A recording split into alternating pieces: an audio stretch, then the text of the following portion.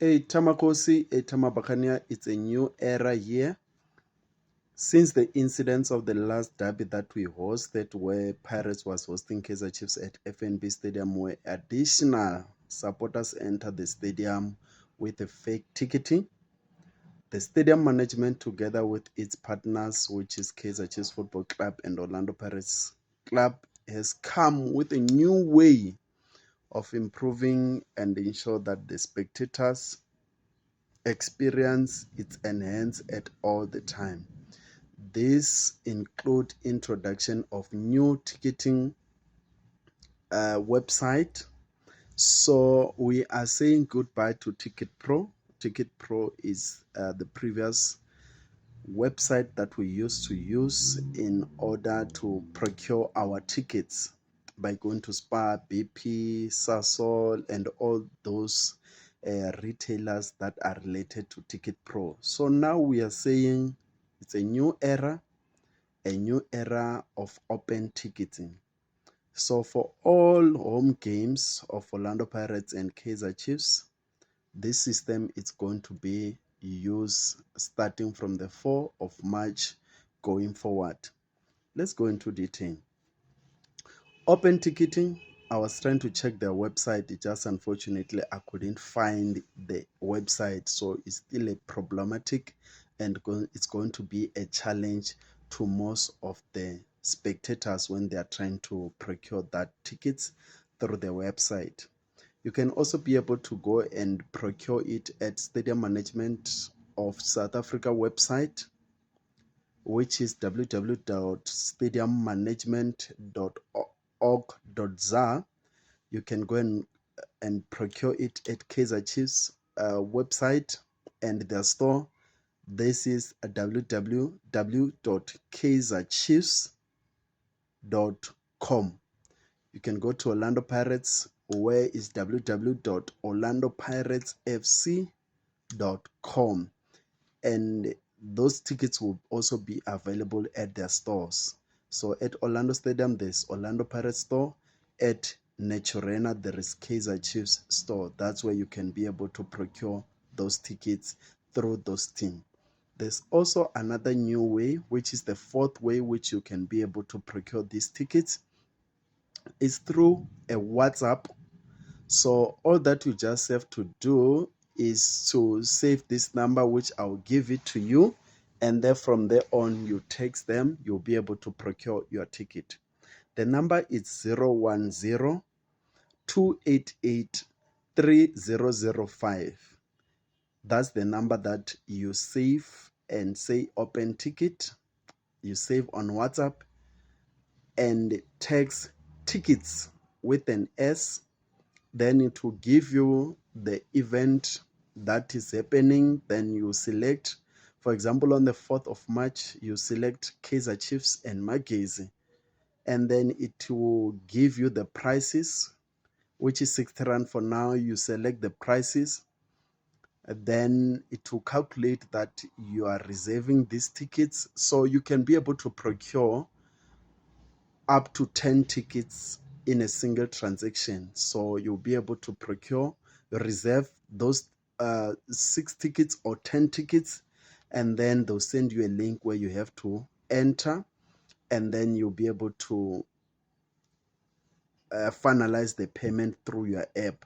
That's how you'll be able to procure tickets. I haven't yet done it, but yeah, that's how you can be able to procure your tickets. So if you want a hard tickets, you can also be able, beside Orlando Pirates stores and Kaizer Chiefs store, you can also be able to procure hard tickets at ShopRite and Checkers. So in a nutshell, this open ticket looks similarly to CompuTicket, because that's what CompuTicket does, but this one is with addition features and making sure that there's avoidance of fake tickets. So that's all in all. So this open ticket is going to start on the 4th of March for Kaizer Chiefs in their home game, and all other home games of Orlando Pirates Football Club when they host at Orlando. This is a great initiative which we applaud from the management of South Africa, as well as the two entities that are also involved in this case, which is Kaizer Chiefs and Orlando Pirates Football Club. What is it that seems like it's going to be a challenge for the supporters going forward? Obviously, it's a new system. Supporters are still going to struggle a lot to get these tickets. Secondly, there are those like myself that hold a season tickets. That's another challenge. That how are they going to transfer that seasonal ticket into an open ticketing as well? Another thing that they've highlighted is the issue of the scanners that are not working. How are they going to improve such? Another thing is the securities that are taking bribe at the entrance. How are they going to improve that? Because week in and week out, we see similar security personnel, and people nowadays, they have their own people that they just go straight to. So my biggest question is, how are they going to improve that? Are they going to install cameras to ensure that fake ticketing doesn't go through into the stadium? Another thing, I feel like the club and both stadium management, a press conference, it's little when you are introducing a new product into the market. There was supposed to be a lot of activation.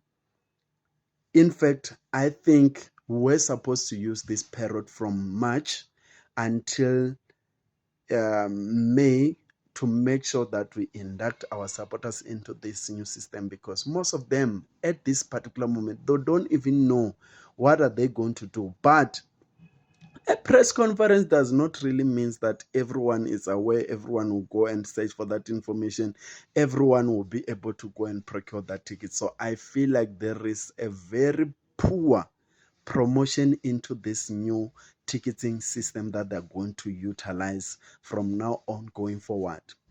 Another thing, they need to be containers at the facility, at the stadium, so that those that can be able to procure, they'll be able to go and procure there by the gate as well, which is another difficult issue, because something that involves money, there's also security risk that is also involved.